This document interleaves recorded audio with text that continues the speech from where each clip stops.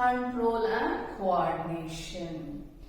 So here, when we are talking about control and coordination, we are just going to we are going to find out what is controlled, how it is controlled, what should be controlled. Is it only something, someone is controlling something, or is there something like, is it a regulated movement? Is there a coordination is there? Okay, in various functions that is going on in our body. So here we are going to talk about the various functions that are going on in our body, how we are responding to the different changes that is taking place around us, and also the changes which takes place in our body. That's what we are going to learn in this lesson, that is control and coordination. Have you any time thought, right? Okay, say for example, you are taking part in a running race. So when you are taking part in running race, you have observed automatically there is increase in your breathing rate. Your breathing rate will increase and your heart rate will increase.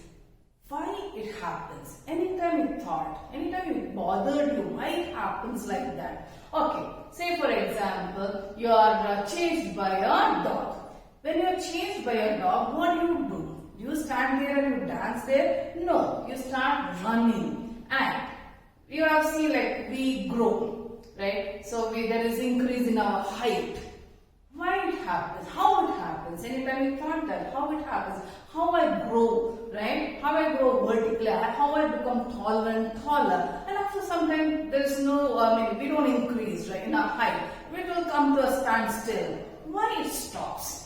Anytime it bothered you, why it stops? Okay, and there is so many bodily changes takes place as we grow up. If it are a boy, there is some changes taking place in you. If it are a girl, there is some changes taking place in you. Why it happens?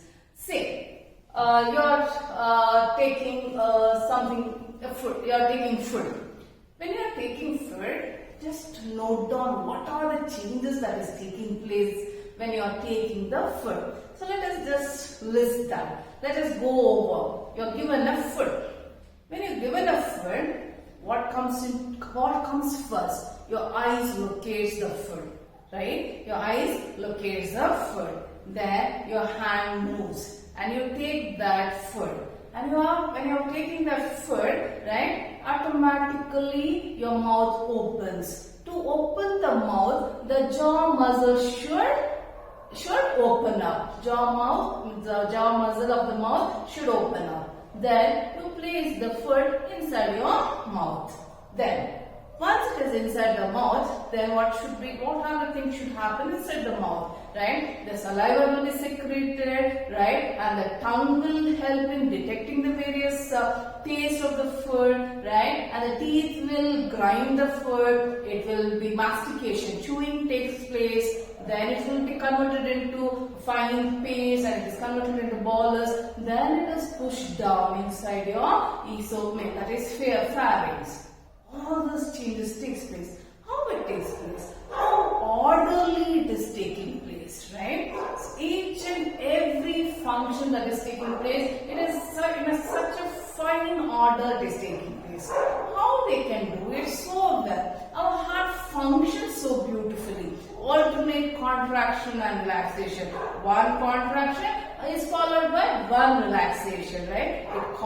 It contracts and relaxes. Rhythmic movement, right? It is not like that, two contract and one relaxation. No. How it takes place? Do you think functions as it is? Like, okay, I know how to function, I will function. Do you think there is someone who is giving them an order? No, this is how you have to work. Yes, there is someone who is giving them order. If they don't get that order, even if your heart is good, it is a good condition, there is no defect in your heart. If it is not getting a signal, from one of the main organ, heart cannot function, it cannot contract and relax. So that's what we are going to learn here. Let me go back to that first example what I gave you, right? That is, you are taking part in a running race, right? Running race means you are like, how you should start. You should know to run fast. You have to run faster. To run faster, the muscle should get energy, your leg muscle should get energy. So from where do they get energy? From where do we get energy? Of course from glucose, right? So glucose should be broken down, or it should be oxidized. To oxidize, what is required? Oxygen is required. That's why the respiration rate will increase, right? The respiration rate increases because we can take in more of air. So when we are taking air, oxygen will be there, that will be absorbed by RBC, right? Then the food will be broken down, energy will be released, and this should be sent to it should be sent to the leg muscle. That blood should be pumped to the leg muscle. That's why your heart rate will increase. See, everything is connected. It is not just random movement, right? Okay, that's what I told you. When a dog is chasing you, you don't stand there and dance. No, right? If you dance there, you know what will happen, right? So that's why every function in our body, okay, the way we are reacting to the changes, even that small, like everyday routine, what I told, like taking the food, we never imagine, we never give a thought about it. Now, when you are taking the food, next time you think, okay, I saw that food, right? How did I see that food? With the help of my eye, right? With the help of my eyes, then, and even this nose will help me, right? To identify the smell. The tongue helps in identifying the taste. And all the various functions that is going on. How smoothly it is going on, right? It is because of there is someone to control. Not only controlling, and also it is regulated. Regulated means what? It is coordinated, right? So that is what we are going to learn here. That is control and coordination. So how this changes is brought, how something is, some functions are going on so smoothly. It is because of two systems in our body, that is called neuroendocrine system. Neuroendocrine system. So what is this neuroendocrine system? Neuroendocrine system includes our nervous system and the endocrine system. See, these two systems are responsible for the smooth functioning of our body, right? Okay, so with the nervous system, you know what is our nervous system, and let us learn what is endocrine system. Let us start with the nervous system. Even we see this kind of responding to stimulus. We will be learning about the responding to stimulus. So whenever we are talking about control and coordination, what comes to our mind is the various stimulus. Stimulus is what? The changes. Stimulus is nothing but the changes that is taking place in inside our body or the outside our body, right? So we should have certain organs, we can say, or the cells which can perceive, which can receive the stimulus, which can, stimulus is nothing but change. Stimulus is nothing but change. So stimulus, otherwise it is called impulses, or you can put it in in simple term, that is changes. To get the change, to understand the change, to perceive a change, we should have certain cell, right? See, I said, you see the food. To see the food, there should be some cells which is helping us to see the cell, see the food. Okay, which are those cells? The cells which are there in our eyes. Okay, so what are those cells called? Those cells are called the receptor cells. They are called the receptor cells.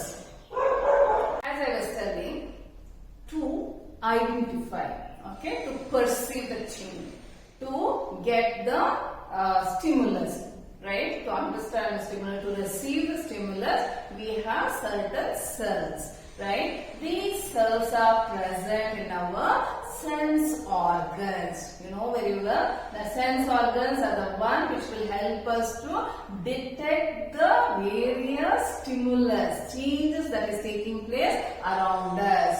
And these sense organs will have receptor cells. The receptor cells will help us to recognize the change. So which are the receptor cells? As I told you, receptor cells are present in the sense organ. It is present in the sense organ. Say for example, our nose. If at all we are talking about nose has the receptor cells called olfactory cells. They are called olfactory cells. These olfactory cells will help us to detect the smell. Okay, so they will help us to detect the smell. And if at all we are talking about the taste, right? So we know very well tongue has taste buds. So it has a lining of this receptor cells which are called gustatory cells. They are called the gustatory cells. Okay, the tongue is lined by the receptor cell, that is the taste buds, right?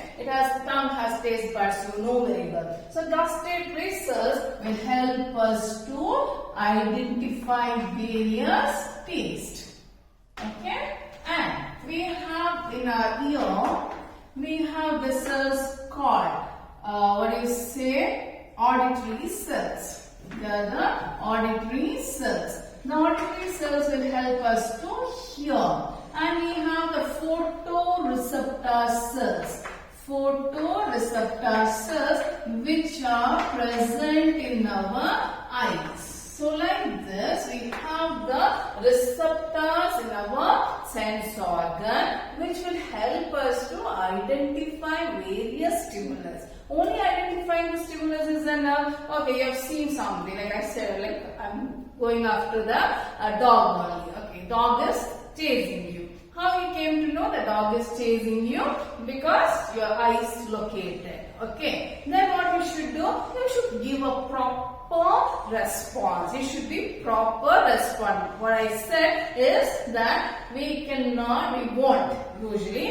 won't dance. Right? When a dog is chasing, you don't stand there and dance. What we do, either we run or we take a stone and hit at the dog and trying to escape from it. Or you are taking part in a running race, right? So you'll be listening to either for that whistle blown by that person, the referee, or so that you can start. Or like in bigger stadiums and all, they